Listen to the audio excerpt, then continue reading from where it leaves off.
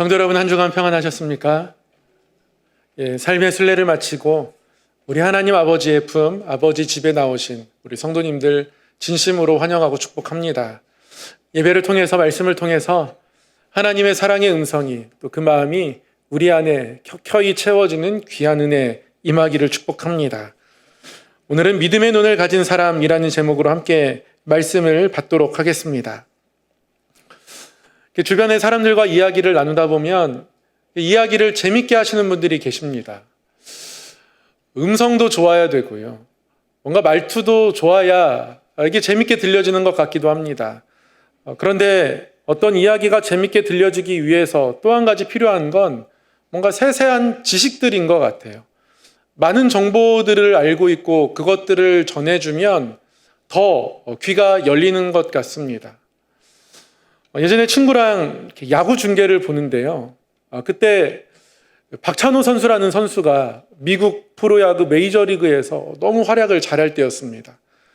한국 선수가 미국 프로야구에서 두각을 나타낸다는 건 그때는 상상도 할 수 없었는데요. 너무 잘하는 거예요. 그러다가 팀을 옮기고 나서 해가 바뀌고 너무 이제 못하는 겁니다. 그래서 제가 섣부른 정죄를 했습니다. 팀도 옮기고 돈도 많이 벌고 하니까 이제 저렇게 던지는구나 이랬더니요, 제 친구가 설명을 해주더라고요. 투수 코치가 바뀌었는데 뭔가 안 맞는 것 같다. 그리고 여자친구가 생겼는데 지금 이 여자친구가 일본에 있어가지고 미국과 일본을 왔다 갔다 하며 연애하느라 좀 힘든 것 같다. 쟤를 총각으로 내두지 않으려면 좀 이해해야 되는 거 아니냐, 이런 얘기를 하는 거예요. 그 얘기를 들으면서 공감했습니다. 그렇죠. 야구도 중요하지만 또 연애도 중요하니까요. 그래서 좀 못하더라도 그 한 해는 제가 이해해 주기로 이제 마음을 먹었습니다. 그런 이야기를 같이 이렇게 들려주는 친구가 있으니까 같이 야구를 봐도 재밌어요. 고등학교 때는 어땠고 어떤 수술을 했고 왜 이렇게 잘 알고 있는지 모르겠습니다. 그걸로 논문을 써도 될 만큼 전문적인 지식을 가지고 있는 친구가 있었는데요. 그 이야기를 들으면 야구 중계를 보는 게 훨씬 더 재밌습니다. 어떤 지식이 이야기를 풍성하게 만드는 거죠. 예전에 TV 프로그램 중에서 집을 새롭게 리모델링 해주는 그런 프로그램이 있었습니다. 힘들고 어려운 집들 사연을 모집해가지고 유명한 건축가나 디자이너가 그 집을 찾아가서 이렇게 리모델링 해주는 거죠. 집이 새 집처럼 바뀌니까 놀랍기도 하지만 집을 새롭게 바꾼 이후에 그 집을 설계한 건축가나 디자이너가 왜 이렇게 설계했는지 이렇게 설명을 듣다 보면 그 집이 더욱더 좋아 보이게 되는 것을 우리가 경험하지 않습니까? 설악산에 가면 울산바위가 있습니다.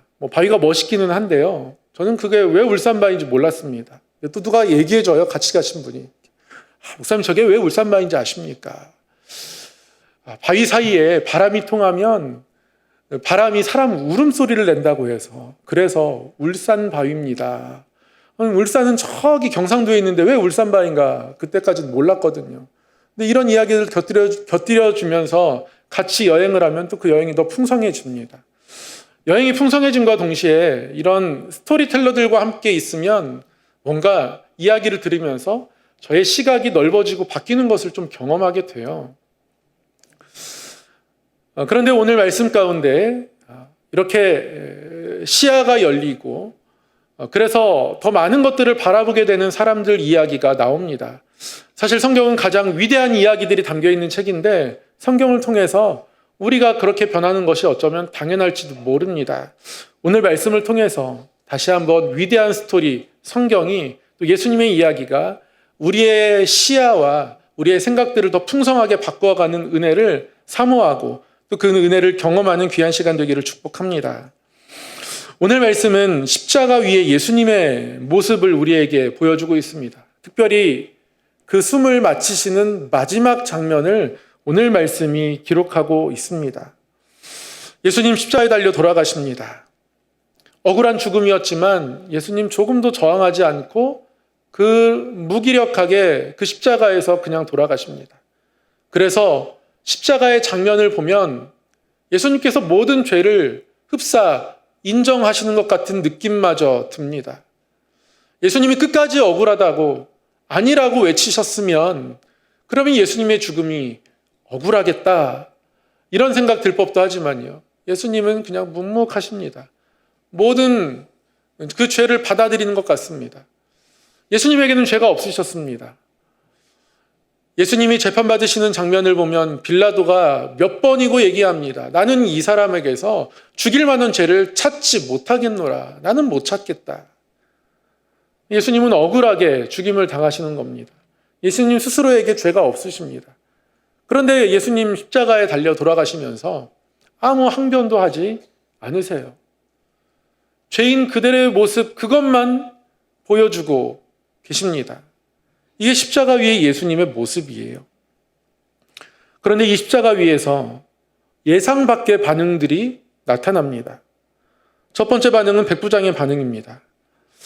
47절 말씀에 백부장이 예수님께서 돌아가시는 이 순간 이런 고백을 합니다. 백부장이 그 된 일을 보고 하나님께 영광을 돌려 이르되 이 사람은 정녕 의인이었도다. 이렇게 고백합니다. 백부장 말고도요. 48절에 보면 이를 구경하러 모인 무리도 그 된 일을 보고 다 가슴을 치며 돌아갔다. 이렇게 이야기합니다. 백부장의 반응도 그렇고요. 구경하러 모인 부리가 보인 반응도 그렇고요. 이건 상당히 예상 밖의 반응입니다. 백부장이 이 십자가 골고다 언덕에 와 있는 이유는 예수님을 사랑해서도 아닙니다. 제자들과 어떤 친분이 있어서도 아닙니다. 백부장이 이 십자가 골고다 언덕에 와 있는 이유는 이게 이 사람의 일이기 때문에 그렇습니다. 로마 병사이고 로마 병사들을 지휘하는 백부장이라는 장교이기 때문에 십자가라는 예수님 앞에 언도된 이 사형을 병사들과 함께 집행해야 하는 것이 지금 백부장의 잡입니다. 일입니다. 그래서 그거 하러 온 거예요. 구경하러 온 무리는 어떻습니까? 이 사람들 역시 예수님을 십자가에 못 박으라고 외쳤던 사람입니다. 빌라도는 아무리 죄를 못 찾겠다고 해도 결국 십자가형을 빌라도가 언도한 이유는 무리들 때문에 그렇습니다. 무리들이 계속해서 예수를 십자가에 못 박으라 외쳤기 때문에 그렇습니다. 빌라도는 죄를 결국 못 찾았지만 밀란이 날까 두려워서 사형을 예수님께 언도한 겁니다. 그렇게 예수님이 십자가에 못 박혀야 한다고 외쳤던 그 무리들이 지금 십자가 이 언덕에 구경하러 왔습니다. 그런데 그 된 일을 보고 다 가슴을 치며 돌아갔다 이렇게 이야기합니다. 구경하러 온 무리들이 가슴을 쳤대요. 가슴을 쳤다는 건 회개했다는 전형적인 성경의 표현입니다. 이들이 뭔가 후회한 겁니다. 회개한 겁니다. 돌이킨 겁니다. 백부장도 그렇고 무리들도 그렇고 전혀 움직이지 않을, 당연히 그냥 이 일만 하고 또는 예수님이 사형 집행 당하는 것만 보고 그냥 돌아갈 법한 사람들인데요. 백부장은 빨리 퇴근하면 되는 것이고 무리들은 다 우리가 요구한 대로 다 됐다라고 만족하며 돌아가면 되는 것인데요. 예상치 못한 반응들이 일어나는 거예요. 백부장은 정녕 의인이었도다. 무리들은 다 가슴을 칩니다. 이들에게 어떤 일이 일어났으며 왜 이런 심경의 변화가 일어난 걸까요? 성경이 그 과정을 자세하게 들려주진 않습니다. 그러나 우리가 주목해야 할 한 구절이 오늘 말씀 가운데 기록되어 있습니다.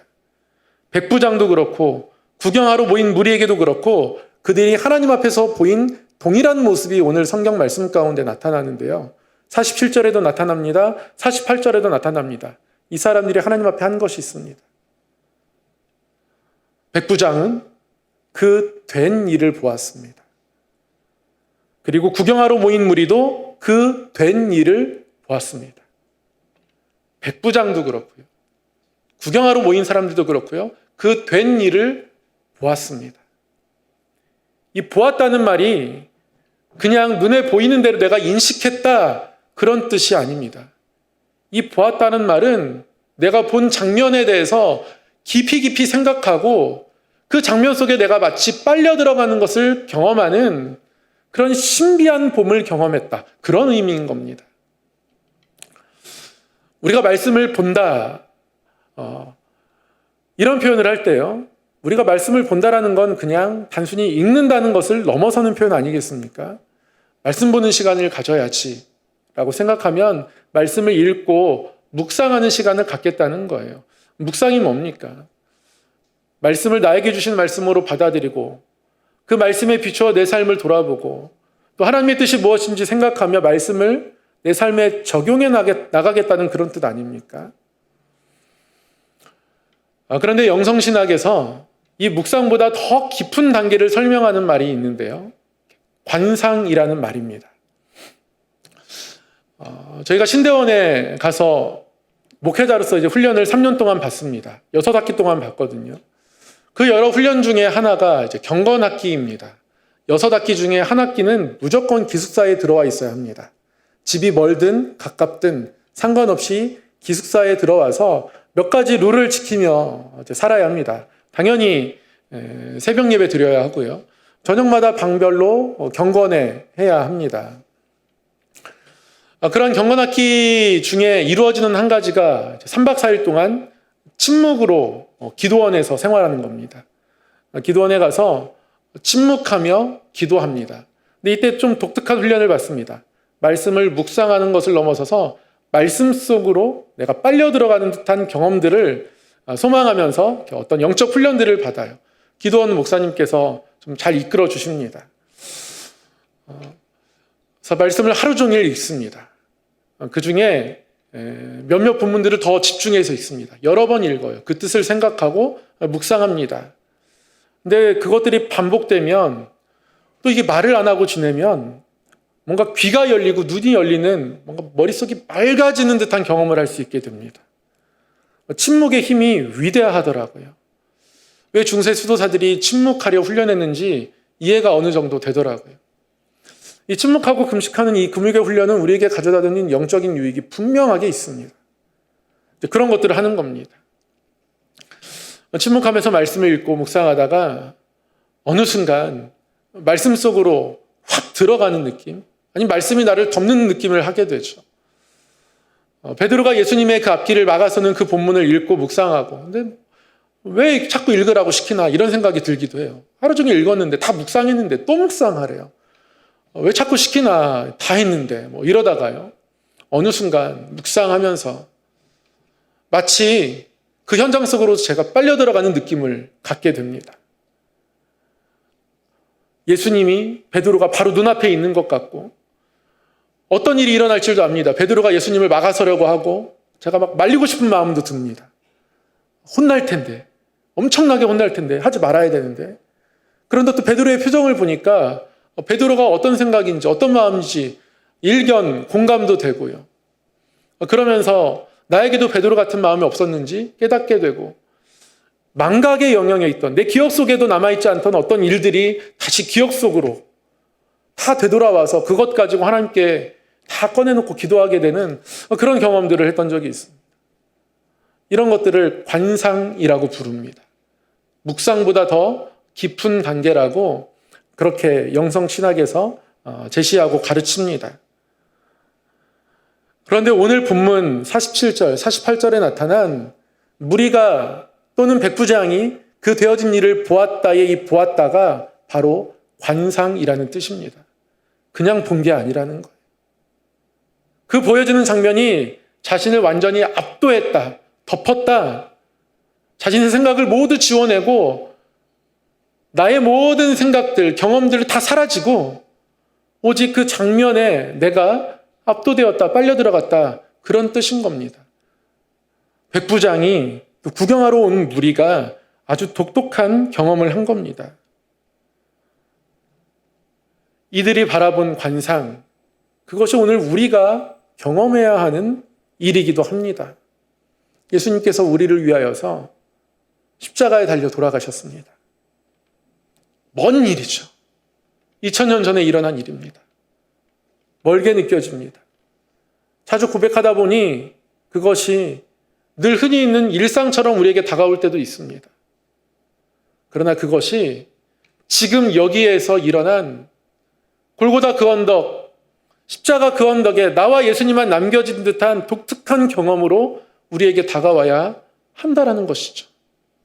그게 오늘 말씀에 나타난 백부장이, 또 무리가 십자가를 바라보는 봄입니다. 그 봄이 우리에게 필요한 거죠. 우리가 그것을 보아야 합니다. 하나님은 우리를 사랑하셔서 십자가를 주셨습니다. 우리는 그 십자가 사랑에 응답하며 우리도 하나님을 사랑한다고 고백하거든요. 사랑한다는 게 무엇이겠습니까? 사랑을 여러 가지로 정의할 수 있겠지만 사랑에서 꼭 필요한 것이 있다면 그것은 서로를 더 깊이 알아가는 겁니다. 하나님이 이 땅에 사랑이라는 것을 아담과 하와를 통해서 보여주셨을 때부터 그것은 서로를 깊이 알아가는 것이라고 하나님이 우리에게 가르쳐 주셨어요. 아담과 하와가 하나님의 부르심 안에서, 말씀 안에서 부부가 됩니다. 하나님이 돕는 배필로 하와를 지으시며 아담에게 보여주시며 둘을 하나로 묶어주세요. 그냥 다른 둘로 서로 돕는 배필이 아니라 하나 된 돕는 배필로 묶어주십니다. 이게 가정이죠. 그때 뭐라고 고백하게 합니까? 아담은 하와에게 이는 내 뼈 중에 뼈요 살 중에 살입니다. 그렇게 고백합니다. 그래서 저는 결혼 주례할 때마다 신랑 신부에게 이 고백 반드시 하게 합니다. 결혼 주례 부탁을 받으면 신랑 신부에게 서로에 대한 약속 서약을 써오라고 제가 빈 종이를 나눠주거든요. 1번은 제가 써서 줍니다. 당신은 나의 뼈 중에 뼈요 살 중에 살입니다. 그렇게 서로 고백하게 하고 또 준비한 서약을 해오게 하고 적어온 서약을 예쁘게 서약서로 만들어서 또 서약서를 선물로 전해줍니다. 바라기는 제가 보니까 우리 학생도 있고 또 몇몇 청년들도 있는데요. 저는 이렇게 한 가지 바라는 꿈이 있습니다. 여러분들의 주례를 제가 하는 겁니다. 제가 주례를 잘 준비해서 재미와 감동과 그리고 은혜가 뒤범벅이 된 주례를 꼭 하고 싶습니다. 정일아, 기다릴게. 다시 본문 말씀으로 돌아와서요. 사랑은 그렇게 서로를 알아가는 겁니다. 그게 사랑입니다. 하나님과 우리의 사랑 가운데도 마찬가지입니다. 우리가 하나님을 더 깊이 알아가는 것이 사랑이고요. 깊이 알아간다는 건 더 깊이 바라본다는 그런 뜻입니다. 성도인 우리 모두에게 이런 영적인 눈들이 있어야 합니다. 하나님이 우리에게 이런 영적인 눈으로 우리가 하나님을 바라보는 것을 원하고 계신 겁니다. 그래서 이 말씀으로 오늘 우리에게 말씀하고 있는 겁니다. 지난 한 주간 엘리야를 묵상하며 새벽 기도를 했습니다. 엘리야는 참 위대한 선지자였습니다. 하나님의 뜻을 순종하지 않고 바알을 섬기는 아합 왕, 또 그의 아내 이세벨에게 하나님의 심판을 용기 있게 예언하기도 했습니다.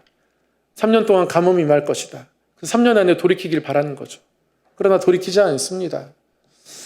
그들의 바알 선지자, 아세라 선지자와 영적 대결을 펼칩니다. 거기서도 승리합니다.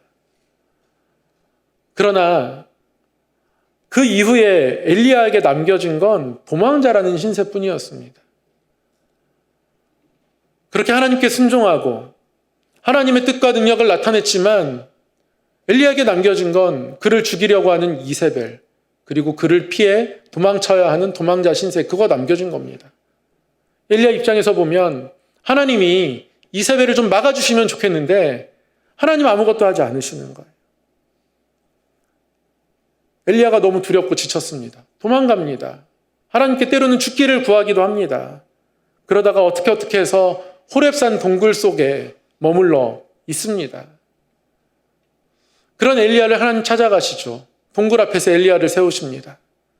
동굴 앞에 엘리야를 세우시고 하나님 다시 한번 엘리야를 회복시켜 주시는데 그 과정을 보면 처음에 엘리야 앞에 정말 크고 강한 바람이 일어납니다.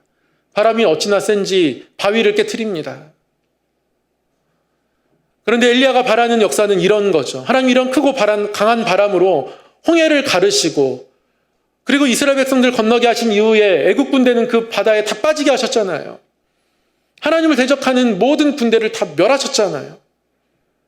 엘리야 입장에서는 아합과 이세벨, 하나님이 이런 바람으로 멸하시면 좋겠습니다. 그런데 이 크고 강한 바람 후에도 하나님이 나타나지 않으세요. 이후에 지진이 있습니다. 땅이 갈라집니다. 모세와 아론을 대적했던 고라의 자손들, 모세와 아론을 대적해서 반란을 일으켰다가 결국 하나님이 지진으로 심판하셨습니다. 땅이 갈라져 그들의 장막들을 삼켰습니다. 하나님 땅이 갈라지게 하셔서 아합과 이세벨을 삼키시면 될 텐데 왜 나한테는 예언을 시키시고는 저들에 대해서는 아무것도 하지 않으시나? 엘리야 눈에는 일하시지 않는 하나님, 나만 버려둔 하나님만 자꾸 보이게 됩니다. 지치는 거예요. 지진으로 하나님 나타나시면 좋겠는데 그러나 커다란 지진 후에도 하나님은 보이지 않습니다. 나타나지 않으세요. 바람과 지진 후에 불이 있었습니다. 그러나 그 불 가운데 또한 하나님 보이지 않으십니다.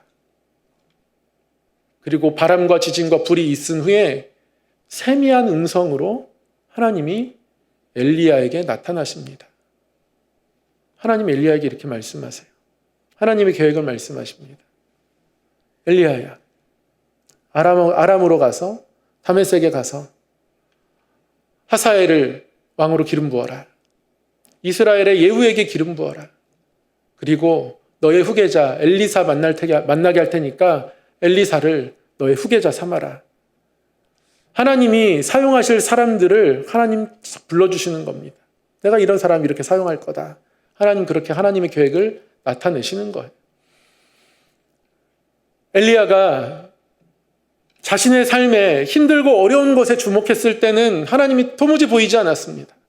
하나님 세미한 음성으로 엘리야의 눈을 열어주십니다. 하나님의 일하실 계획들이 보이기 시작하는 거예요. 그리고 곧바로 엘리사 만나게 하시고요. 그 엘리사가 곧바로 엘리야를 따라 나서게 됩니다. 동역자를 붙여주시죠. 하나님이 이런 사명을 새롭게 주시면서 중요한 것 한 가지를 짚어주시는데 엘리야야, 바알에게 무릎 꿇지 않은 7,000명이 아직 남아있다. 네가 보지 못하지만 내 사람들이 도처에 있다. 하나님 그렇게 말씀하십니다. 이것이 보여지는 순간 엘리야가 다시 걸음을 돌이켜 아합에게 향하게 됩니다. 하나님의 길에 순종하게 됩니다. 다시 갈 수 있는 힘을 얻는 거예요. 하나님이 보여지기 시작할 때 내가 봤던 거 보지 않고 하나님이 일하심을 바라보게 되고 그것이 보여질 때 엘리야가 다시 한번 그 사명의 길에 설 수 있게 된 겁니다. 오늘 본문 가운데 나타난 백부장, 구경하는 사람도 마찬가지죠. 그들이 그것을 묵상을 넘어서 깊은 단계로 예수님의 십자가를 바라보게 되었는데요. 그 바라보는 모습을 오늘 말씀은 그들이 그 된 일을 보았다라고 기록하고 있습니다. 그 일이 된 겁니다. 하나님에 의해서 그렇게 되어진 일인 거예요. 침묵하며 십자가에 달려있는 모습은 그 장면 하나만 보면 한 명의 죄인에 불과하지만 그러나 이 모든 일이 하나님의 되어진 일로 보이기 시작한 겁니다. 그들의 눈에 예수님이 이전에 가르치셨던 말씀들이 보이기 시작한 거고요. 재판에서의 그 모습들도 보이기 시작한 거고요. 그때 우리가 군중심리에 휩쓸려서 너무 강팍했구나 깨닫게 되는 거고요. 그래서 가슴을 치는 겁니다. 단순한 슬픔을 넘어서서 다시 하나님께서 보내신 하나님의 아들이 어떤 일을 겪으셨고 우리가 어떻게 반응했는지 일하고 계신 하나님을 바라본 것이고 되어지는 일들, 하나님에 의해서 움직여진 일들을 보게 된 겁니다. 그것까지 보이게 된 게 이들의 눈이고요. 이들이 이 백부장, 이 구경하러 온 무리들이 뭔가 대단한 게 있어서 이렇게 본 것이 아니라요. 우리가 믿음의 눈을 들면 우리에게도 다 보여지는 일들입니다.